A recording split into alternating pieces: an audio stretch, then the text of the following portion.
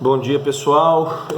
Estou aqui fazendo esse vídeo em relação à participação do Ciro Gomes ontem no programa Morning Show da Jovem Pan.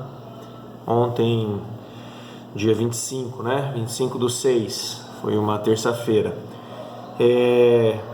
Achei muito interessante o programa, né? O Ciro Gomes é um cara polêmico, né? Para se dizer o mínimo. Mas eu queria pontuar duas coisas aqui interessantes do que ele falou, né? Da forma como ele falou. Primeira coisa que é inegável é que o Ciro Gomes é um cara muito inteligente, né? A gente tem que dar uma palmatória.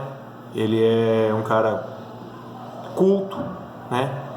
É um cara que tem muitos anos de vida pública. Ele claramente enxerga os problemas do Brasil, né? E ele parece assim ser vamos dizer assim, uma espécie de salvador da pátria, né? Um herói incompreendido, porque ele apresenta soluções assim muito viáveis, né? Do ponto de vista político e econômico, que são difíceis de se aplicar, mas são viáveis, né? E são muito convincentes também, né? Ele tem uma eloquência, uma dialética assim invejáveis, né? Uma pessoa que tem o mínimo de esclarecimento e escuta o Ciro falar, fica apaixonada por ele. Essa é uma verdade, né? Porém, essa questão de ficar em cima do muro ali, sabe, de não se posicionar muito, de falar, eu não sou nem Lula nem anti-Lula, sendo que ele foi ministro e teve sempre cargos nos governos petistas, né? É meio complicado, né? Assumir uma posição meio isenta, porque o que acontece? Na hora de governar, vai haver uma ideologia por trás. Não tem como fugir disso. Essa é uma realidade, né?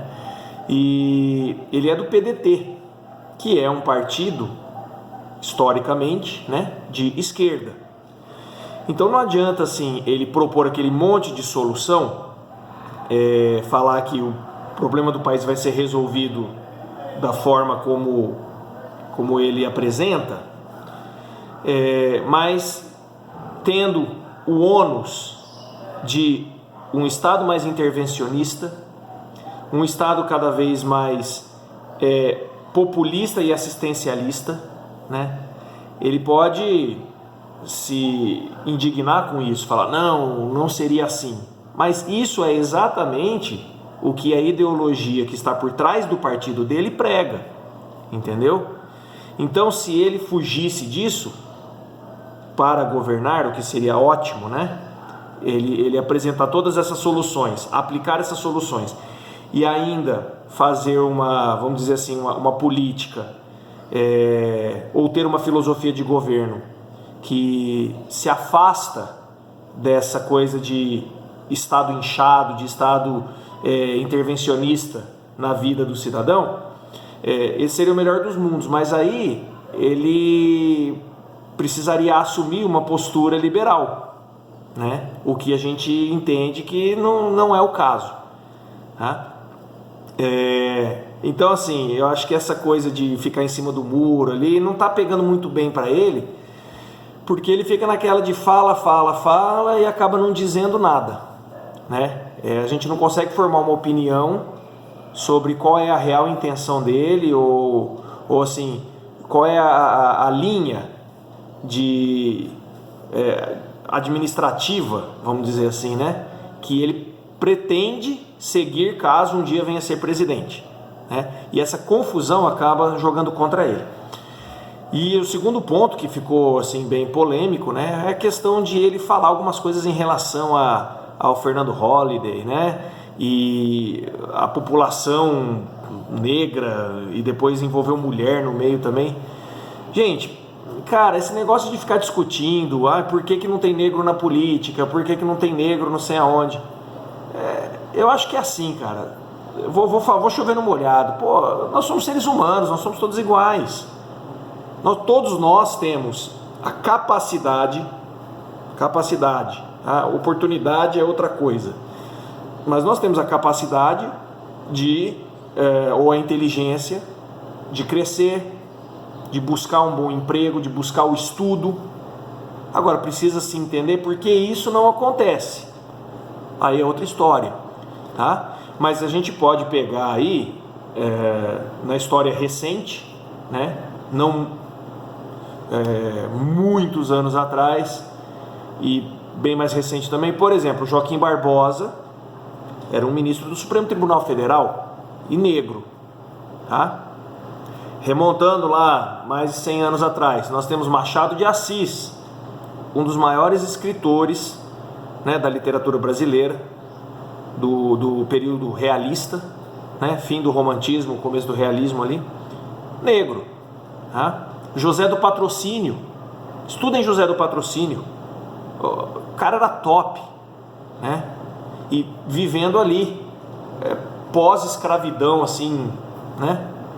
Então, eu não vou aqui também elogiar certos indivíduos, né? O povo gosta aí de fazer apologias aí, né? E louvar Zumbi dos Palmares, Nelson Mandela. Esses caras aí têm um histórico também de, né? Muito sujo, né? Diga-se. Mas esses três que eu citei, cara, Martin Luther King, por exemplo, né, que lutou contra o preconceito racial nos Estados Unidos, foi um cara que a nação inteira teve acesso aos seus discursos, né? Foi um cara que foi a público lutar e se destacar, né? Então não adianta tentar explicar por que não tem negro na política, por que não tem negro fazendo pesquisa para o Prêmio Nobel.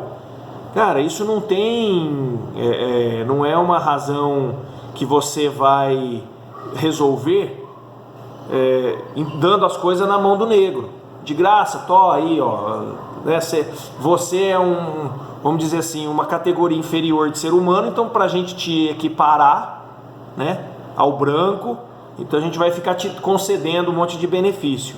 Não é assim, cara. Eu acho que os próprios negros são totalmente, ou deveriam ser, contra isso, porque isso aí é uma forma de você segregar, entendeu? É o Estado falar o seguinte: cara, você não tem capacidade por si só, né?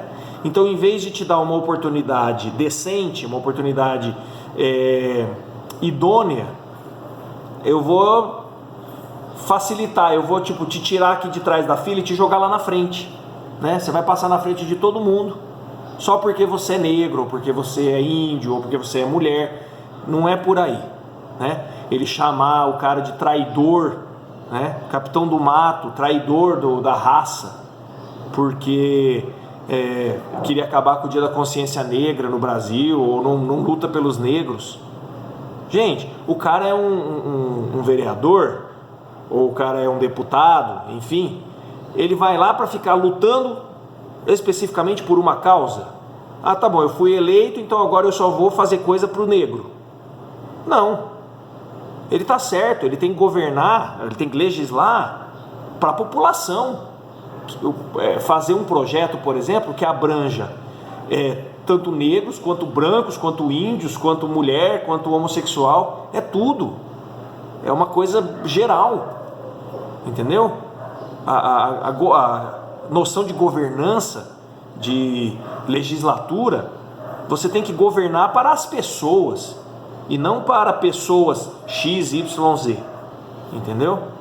Então acho que o Ciro mandou muito mal nisso aí, essa questão de ficar falando que o cara é um safado, enfim, né? É um traidor do movimento, da raça dele, não dá, né? Isso aí não dá. Falar que uma mulher que não aceita o feminismo, ou que não... inclusive, falou o negócio do voto, né? Tá viajando na maionese, nem sabe, o voto nem foi conquistado por movimento feminista nenhum. O voto, quem conseguiu direito ao voto foi homem. Brigaram, guerrearam, conseguiram e eventualmente abriram uma concessão para que as mulheres também votassem. Então, passeata feminista, manifesto feminista de fulana, de ciclana, não influenciou em nada, tá? Então, uma mulher que não aceita o feminismo, ela não é traidora das mulheres. Ela é, no mínimo, na minha opinião, uma pessoa consciente, uma pessoa crítica, né? Mas enfim, o Cirão mandou mal aí. Quero dizer que é um cara, novamente, muito capacitado, né? Muito esclarecido. Eu acho que se não fosse tão explosivo, né? Tão descomedido, e se não tivesse essa ideia, né, socialista de governar, que está por trás, né, que está nos bastidores do partido dele e da vida pública dele, eu acho que ele seria sim um bom presidente, né? Se ele conseguisse, se ele fosse um cara também assim honesto a ponto de propor uma ideia e aplicar essa ideia, né? Propor uma solução e na hora H, né, no vamos ver mesmo, ele colocasse aquilo em atividade, né, em efetividade. Se isso realmente acontecer, eu tiraria meu chapéu para ele. Por hora, vamos ver, né, como vai aí, quais vão ser os posicionamentos dele em relação a tudo que está acontecendo aí. E é isso, beleza? Nos vemos no próximo vídeo. Abraço.